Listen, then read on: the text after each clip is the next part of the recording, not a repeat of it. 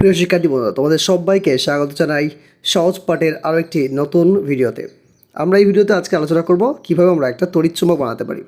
আসলে আমার না ছোটোবেলা থেকে অনেক ইচ্ছা যে তড়িৎ চুম্বক বানাবো, মানে ওই দেখেছো বইয়ে লেখা থাকে যে একটা পিরাকের উপরে তোমরা তামার তার জড়িয়ে দাও আর তামার তারের দুই প্রান্তে ব্যাটারি লাগিয়ে দাও, সেই পিরাকটা কী হয়ে যাবে, চুম্বকে পরিণত হয়ে যাবে। বেশ ইন্টারেস্টিং জিনিস, অনেকবার বিভিন্ন ভিডিওতেও দেখেছি।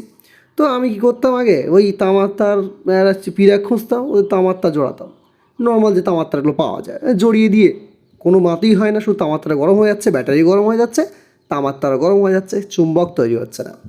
তারপরে আমি ভালো করে রিসার্চ করলাম, করে দেখলাম যে না, ওই মানে সরাসরি তামার তার দিলে হবে না, তামার তারের গায়ে একটা পাতলা প্রলেপ লাগানো থাকতে হবে।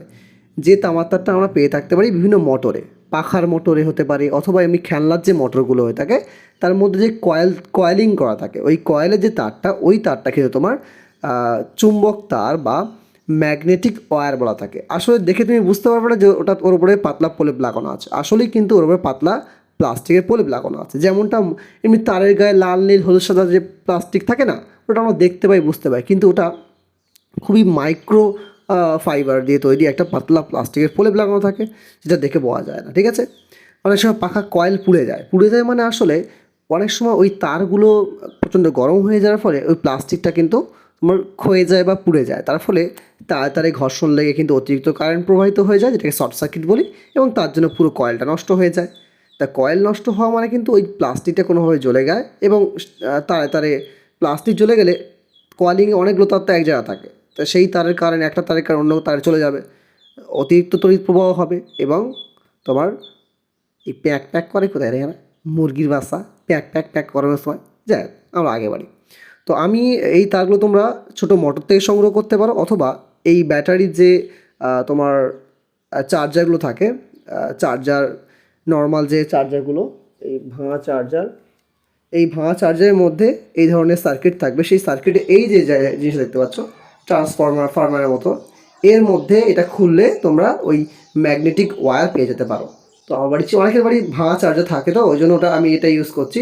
তোমরা ভাঙা খেলনার মোটর দিয়েও ট্রাই করতে পারো, তো তোমাদের কাছে যেটা অ্যাভেলেবেল থাকবে তোমরা সেটা দিয়ে ট্রাই করতে পারো। তাহলে এবারে কীভাবে আমরা তৈরি করবো, কীভাবে ম্যাটেরিয়ালগুলো আমি ক্লোজলি তোমাদের দেখাবো, কীভাবে খুলতে হয়, কী ব্যাপার স্যাপার সেগুলো দেখে নেওয়া যাকে।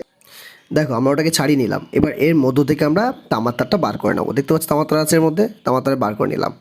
এই তামার তার স্পেশাল তামার তার আগেও বলেছি আমি, এর গায়ে একটা পাতলা প্রলেপ লাগানো আছে। সাধারণ তামার তারের মতো দেখতে লাগলেও এটা সাধারণ তামার তার নয়, এর গায়ে হালকা প্লাস্টিকের প্রলেপ লাগানো আছে। এবার আমরা বাকি সরঞ্জামগুলোকে জোগাড় করে নিই।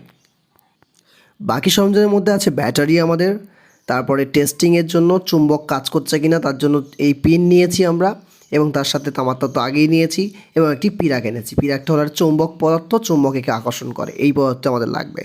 তো এবারে কয়েলিং করে তোমাদেরকে দেখাবো, ঠিক আছে। এইভাবে এক প্রান্ত একটু ছেড়ে নিয়ে তারপর পিরাকের গায়ে ভালো করে এইভাবে কয়েল করতে হবে। এক প্রান্ত কেন ছেড়েছি, কারণ ওটা আমাদের ব্যাটারিতে লাগবে। আর কয়েলিং শেষ হয়ে গেলে আমরা আরেকটা প্রান্ত ছেড়ে রাখবো, মোট দুটি প্রান্ত বেরোবে, সেই দুটি প্রান্তে আমরা ব্যাটারি লাগিয়ে টেস্টিং করব। তো কয়েলিং এইভাবে খুব ভালো করে তোমরা গায়ে গায়ে নিয়ে নেবে, যত কয়েলিং বেশি হবে তত কিন্তু পাওয়ারফুল হবে তোমার চুম্বকটি। এবার টেস্ট করে দেখি একটু আমরা, কিছুই হয় না। আসলে এই ব্যাপারটা ঘটেছে কি, আমি আগেই বলেছিলাম যে প্লাস্টিকের প্রলেপ ছিল, প্লাস্টিক প্রলেপটা ঘষে ঘাসে নিয়ে চলে এসেছি আমি। এইবারে আমরা ঘষে ঘাসে নেওয়ার পরে এবারে ওর প্লাস্টিক তো তাপের মানে তৈরির কুপরিবাহী, তাই কিন্তু কাজ করছে না। এবার দেখো, আমি পিনটা নিয়ে একটু টেস্ট করে দেখছি চুম্বক কাজ করছে কিনা। দেখো, কোনো ব্যাটারি নেই, তাই চুম্বক কাজ করলো না। এইবারে আমরা ব্যাটারি সংযোগ করে দেখব যে চুম্বক কাজ করছে না। দেখো এবারে কামাল, ঠিক করে দিলাম একটু ভালো করে, এই দুটো প্রান্ত ছাড়া আছে দেখো। তারপরে এই ব্যাটারিটা নিয়ে আমরা দুই প্রান্তে যোগ করব, ঠিক আছে।